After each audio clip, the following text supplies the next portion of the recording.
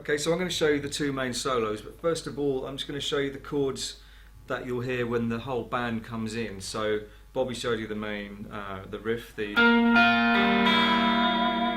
bit. So when the band comes in on the C, we don't play that, we play a C inversion up here, but mainly concentrate on these two notes. So it's the D shape, so you'll hear this.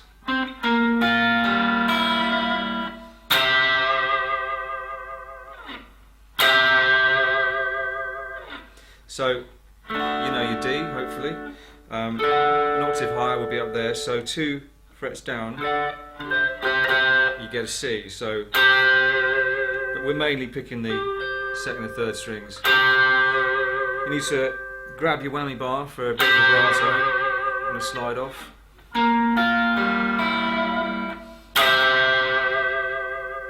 And then after this bit,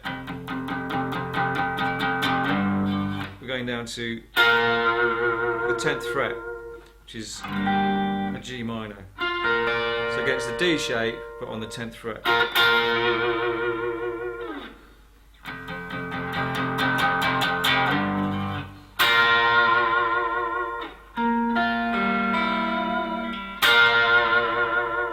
And then when the riff goes to the E flat, we go to the E flat here. So to find that, find your D, and go one higher, and then you've got your E flat.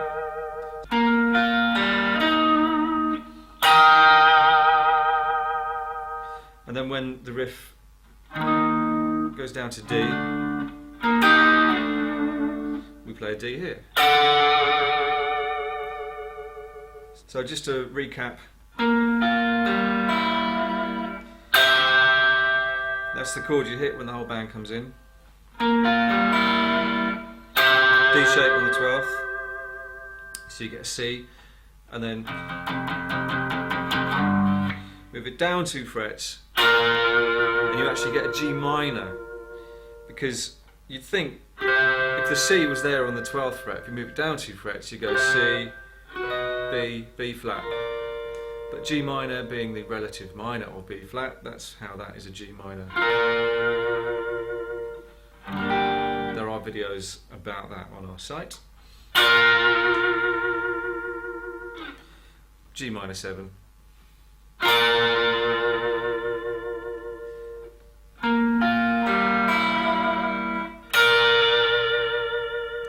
So the next chord after that is E flat. So we're playing E flat up there on the 15th, D on the 14th, back to G minor again, G minor 7, sorry. So okay, now it's time to look at the first solo that comes in after the band has come in. So give that solo a listen. I'm going to play it all the way through, as close to the original as I can remember off the top of my head, and then we'll analyse it bit by bit. I'll break it down and we'll look at it in depth.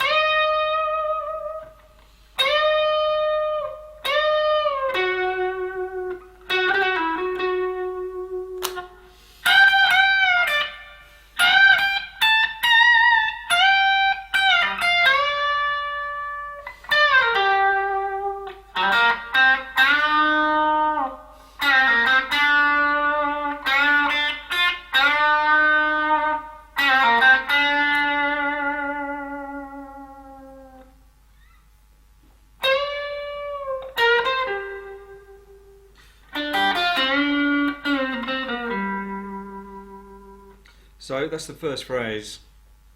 So we're starting, it's all in G minor, so it's in this position. That's the G minor 7 chord there. And the lower one, 3rd fret, 15th fret. So we're using the G minor pentatonic scale. So it's really based around these two positions. And we kind of chop and change between the two. So the first part is, so that's part of this box here, with the root note being on the 12th, 13th, 14th, 15th, 17th fret on the 4th string. So we're starting with that bend. So we're bending from the 17th up to the 19th on the 3rd string.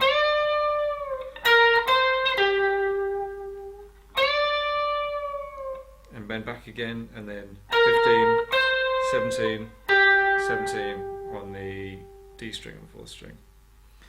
And then we come down to the lower position, go flat across the top two strings,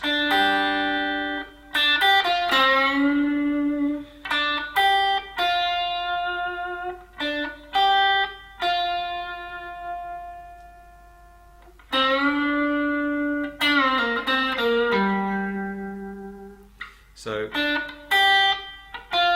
can use your 3rd or 4th finger there on the 6th fret, 2nd string. So we're going the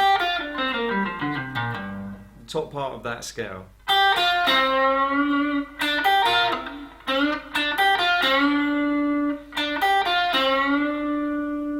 And bending up, the same bend as we did at the start, but down here. And then from there,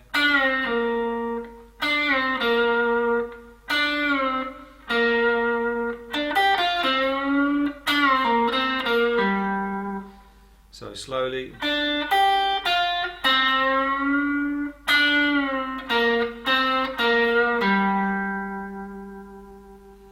The next phrase goes.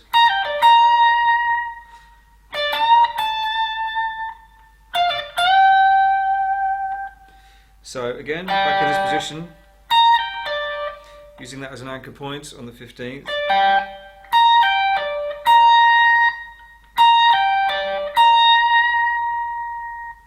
And then you might have heard me go, I don't think that's right, it's just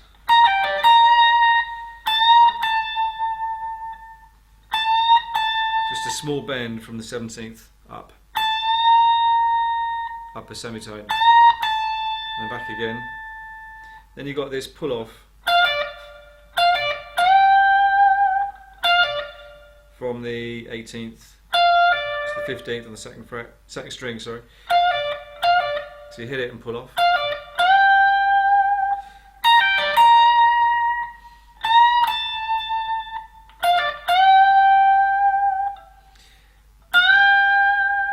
So it's a full tone bend, and then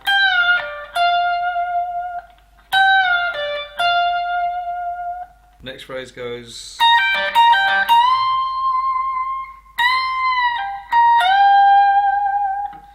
So it's exactly the same as before, doing that pull off.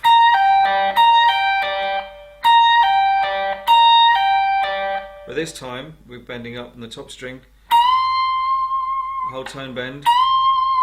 You might need to use 3 fingers to help push that up. Some people will do it with their little finger, if you're American, pinky.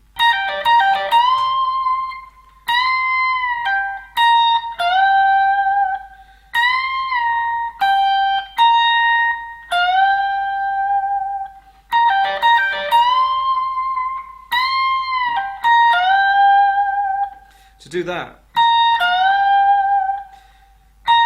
if you hit that note with the tip of your finger, it's really hard to then hit the next string right underneath it, that bend, so I tend to hit it so more in the middle of that finger, so that you can roll over onto the next string and bend straight up.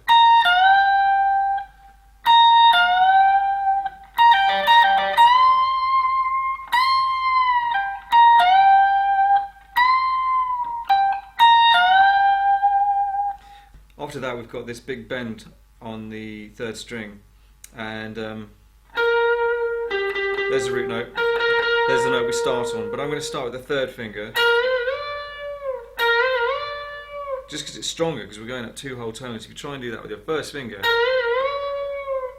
it's doable, but it hurts. It's difficult to do. So third finger, and I'm putting the 2 in front just to help me bend.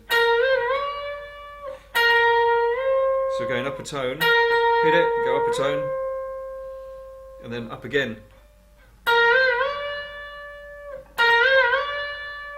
Then end with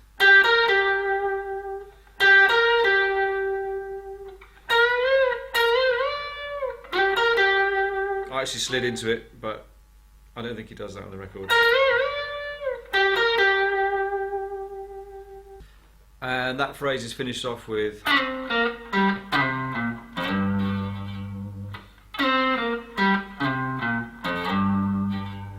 so we're sliding from, so again we're just going down the blues scale, the pentatonic scale basically. So we're going, instead of starting there, we're starting here, 7th fret, 3rd string, really quick slide,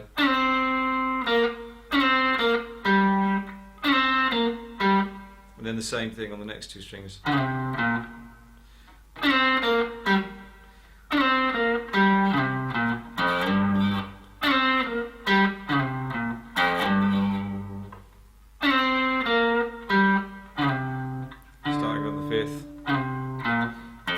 And then a slide from the 1st fret up to the 3rd on the bottom string.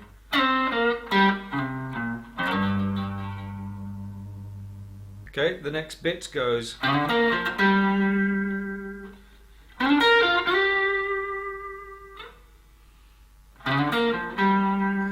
so this is a phrase played down here and then repeated further up. On greater inspection, I've noticed a couple of little changes from how I've always done it. So it will look different from the way I played it originally, but I'll just show you the way I've just discovered. And the first phrase goes like that in the lower G pentatonic, G minor pentatonic.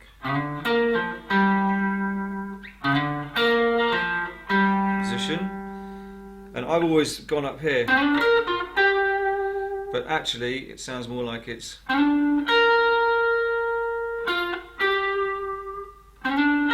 in that position, which is another G minor 7 shape.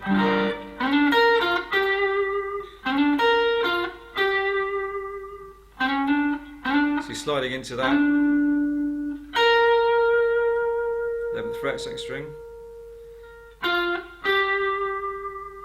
But you can slide into that note.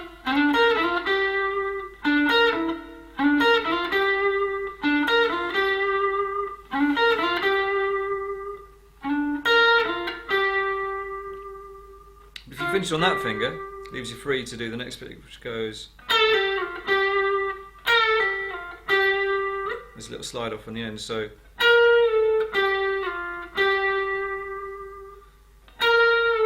So you're starting on the 14th. Then down into it.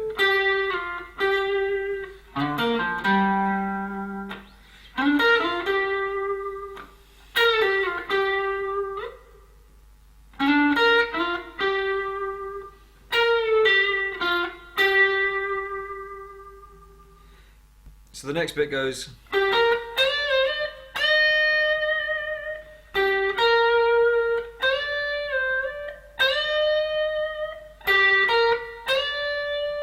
Full tone bend, down and up again, so there's a tone and a half bend there.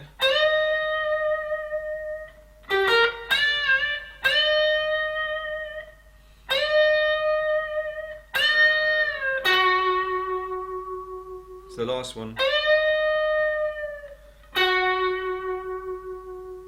ends on the 11th fret and the 3rd string.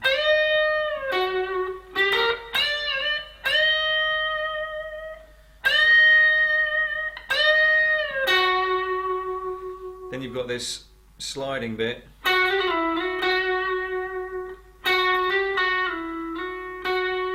Sounds to me on the record like he's doing the whole thing slid like this, but that's quite hard to do. I've always gone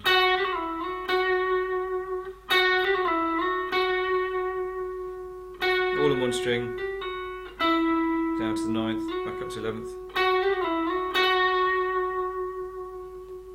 So after that, that's when we switch pickups down to the bridge pickup. Forgot to mention earlier on that it is all done on neck pickup, that first part. Then we switch to the bridge pickup for the next bit for a much bitier sound.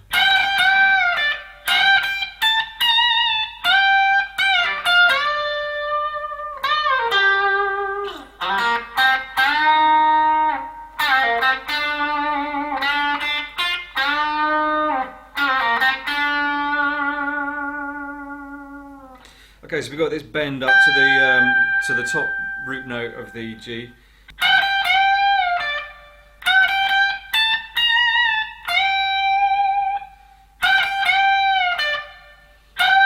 So we're bending that note, the 18th fret on the 2nd string, with the top G, the 15th.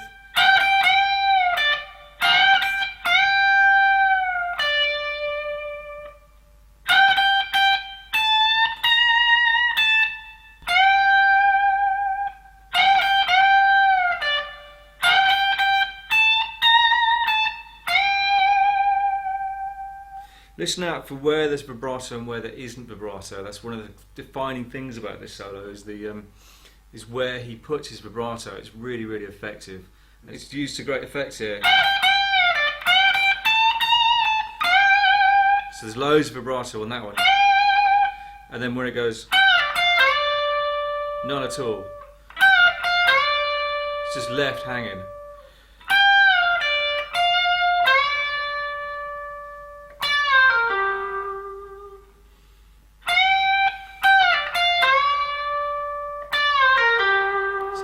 Slowly.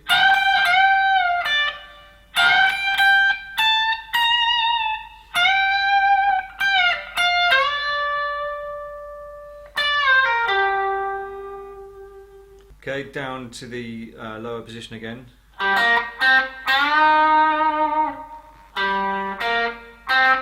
Big bend. Upper minor third. With a bit of vibrato on the end. You can make this really gnarly. Got to really dig in with the pick here.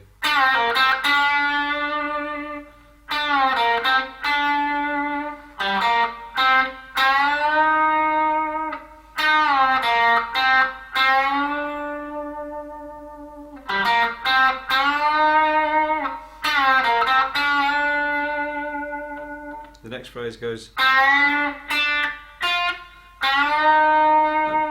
minor third bend again, but this time no vibrato.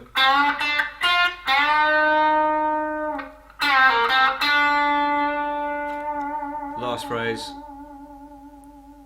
bit of whammy bar.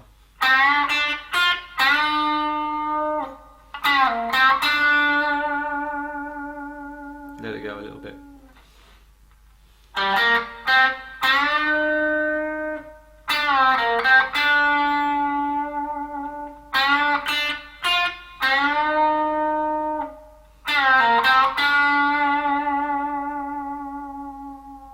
So about a minute later, there is yet another solo, and as before, we're on the neck pickup.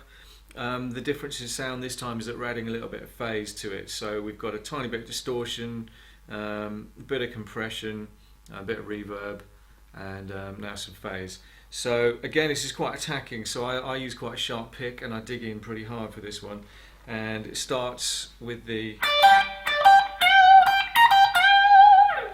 phrase up there on the 15th fret. So I'll just run you through the solo and hopefully play it as close as I can to the original, and then we'll break it down again. So it goes like this.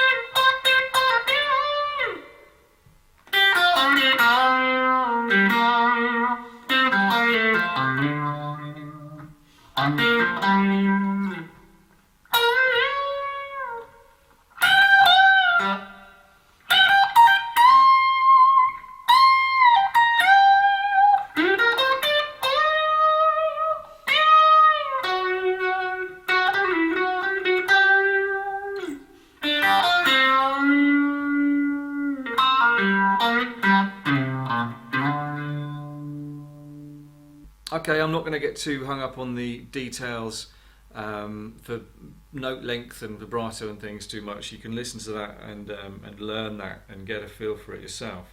I'm going to show you the notes and get it as close as I can without being too over analytical of the original, because it's very much in the moment, and I'm sure he's never played it exactly the same since, and I've probably never played it the same twice either. So here we go.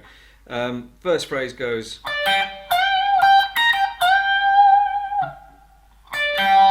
so we're flat across the top. Again, we're in the same position, the G minor 7 position on the 15th fret.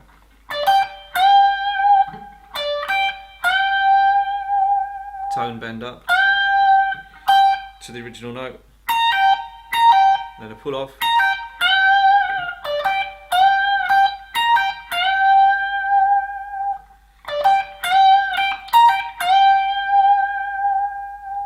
then down here again.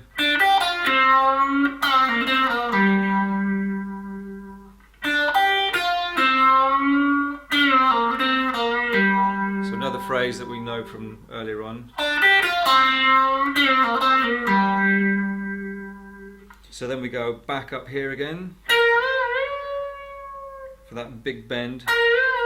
This time we're not going up the full 2 tones. Slightly shorter. Really only sort of a tone and a half.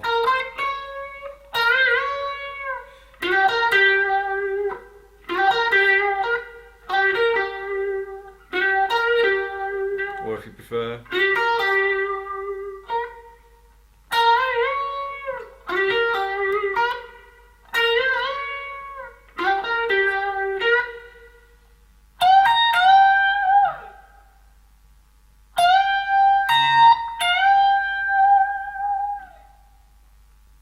then there's quite a big gap before the next phrase, which goes down in this position.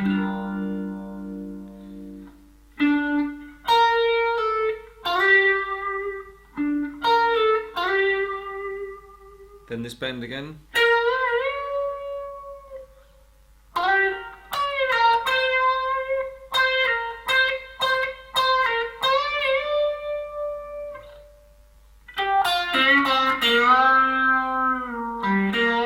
Now that phrase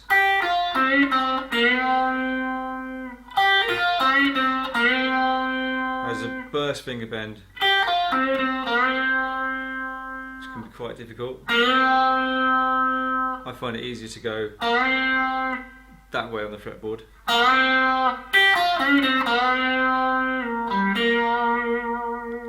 Then the next phrase has to be timed right. I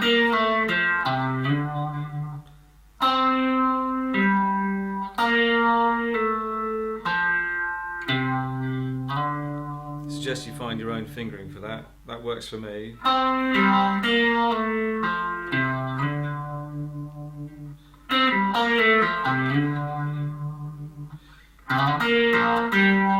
Phrase that we had earlier on.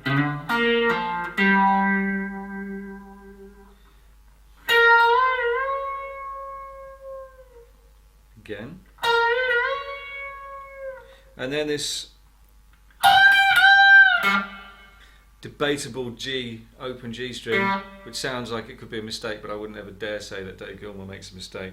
So I'll just say that he deliberately played a G there.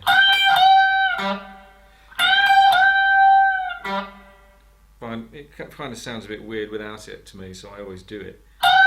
So again, it's that double bend, bending up to the top note, to the top G. The next bit goes. It's that bend up to the high G, and a quick pull off, full tone bend.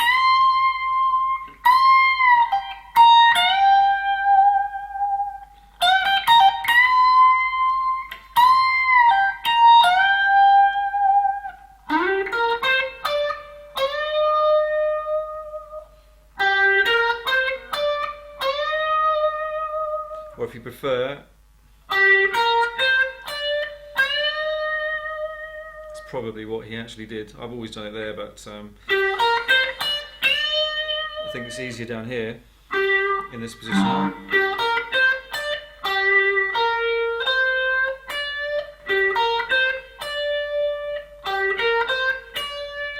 So you're bending up to that note.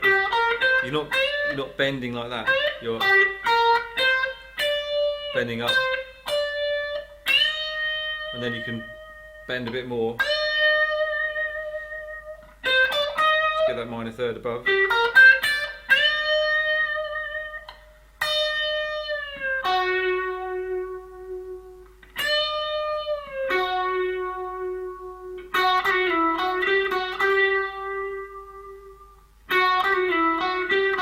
Another phrase we had from earlier.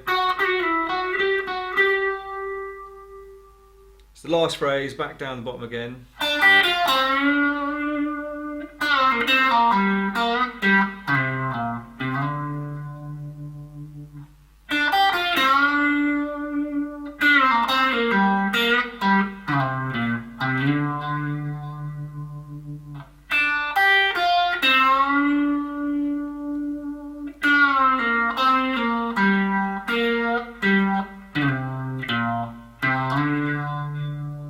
Takes you to the fifth chord of the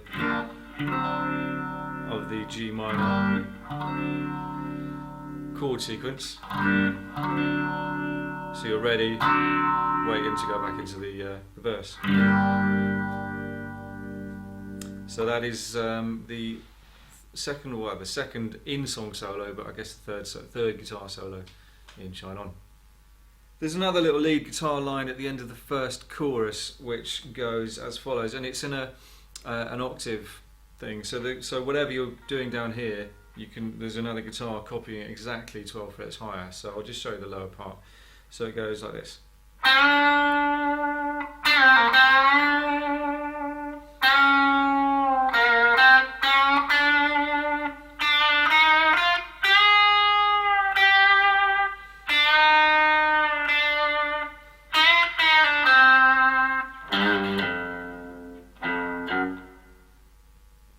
Okay, so the verse note is the bend on the 5th fret, upper tone. Again, same G minor position. So it goes up, down and up again. And the second bit is a falling bend from slightly lower than that position. So it's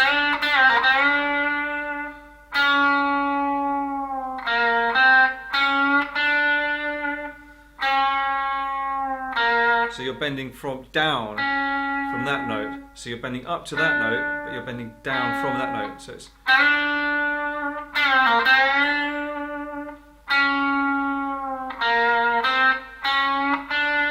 and I'm doing an incremental bend there. That's a very long word for Monday. So we're ending up back on that note again, and then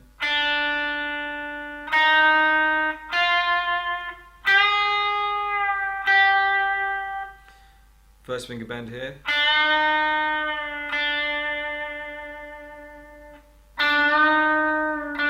You could do it there if you wanted to, but I do it here. I'm not saying my way is the right way, this is the way I do it. That's just the way I learned it.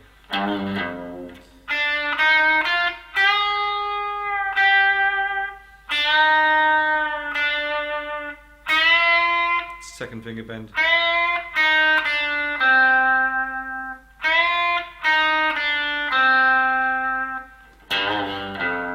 Down to the bottom F. And then that leads back into the next verse.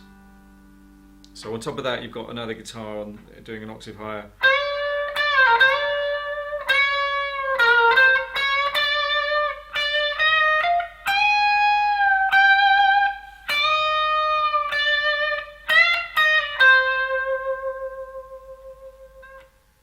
So I'm going to briefly show you a few more little bits that are in this song. I'm not going to go into too much depth because otherwise this video is going to be about 3,000 hours long. So I'll just show you the basis of the chords for the chorus. So you've got, in the verse, you've got these little lead lines in between phrases. So things like, remember when you were young.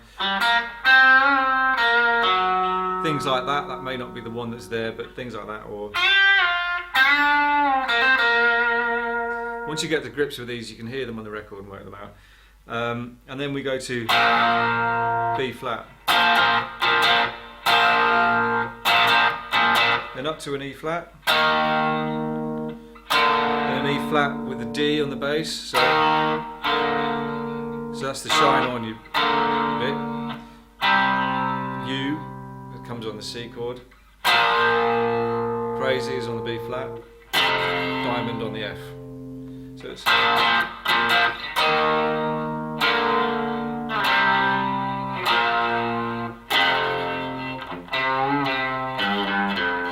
that little lick down there. Something like that. The second time, you got this bit.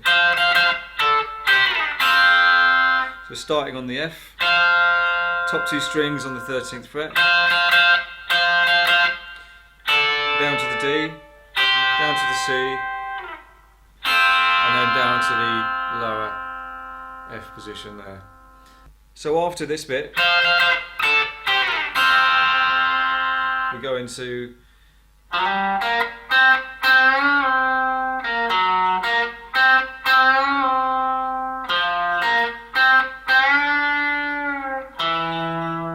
just to play that again, slower.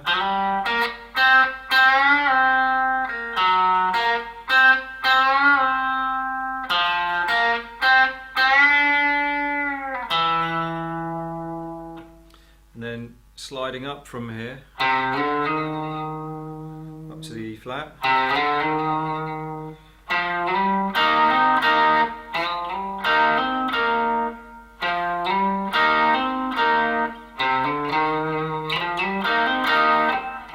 So I'll just play that through.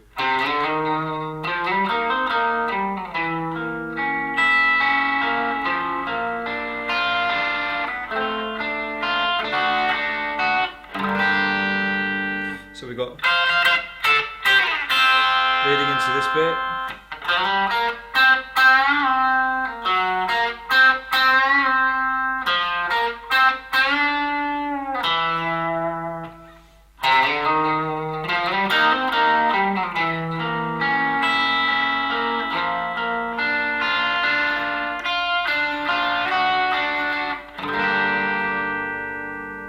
So just slow that down.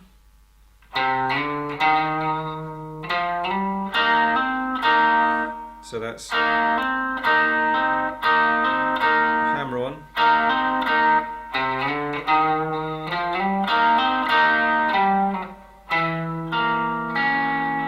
An awkward shape, that one. Second finger's on the 7th fret of the 5th string. Third finger goes on the next string and fret up. First finger goes on the 6th fret on the 3rd string. And I'm playing an open E. You could be clever and play it like that. I found it easier to do this.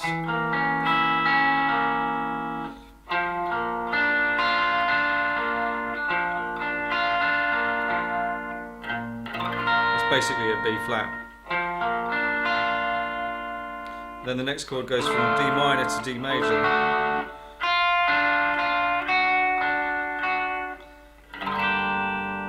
And then we're into the sax solo. Just remembered another bit. It's near the end of the song in the sax solo that you get this arpeggio pattern. Don't shoot me if this is wrong, but this is what I've always played and sounds pretty right to me. So I'm barring across on the 3, 5, 7, 8th fret.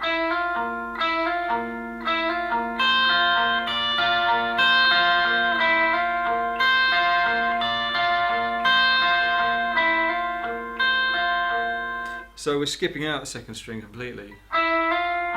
So going from there to there, that is from the 9th to the 10th, and then that root note there.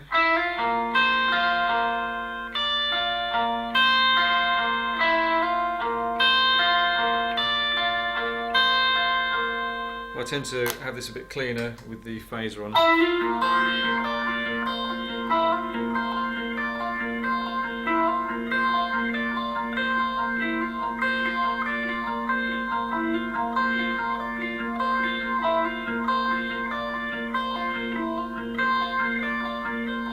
And the whole thing is finished off with this, which is the E flat to D part.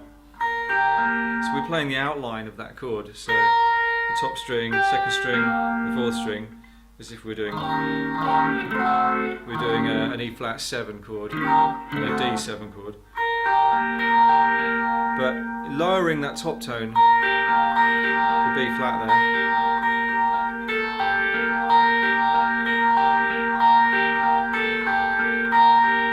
Then move the whole thing down 1 fret.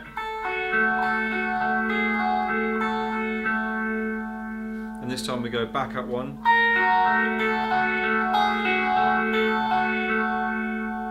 So we got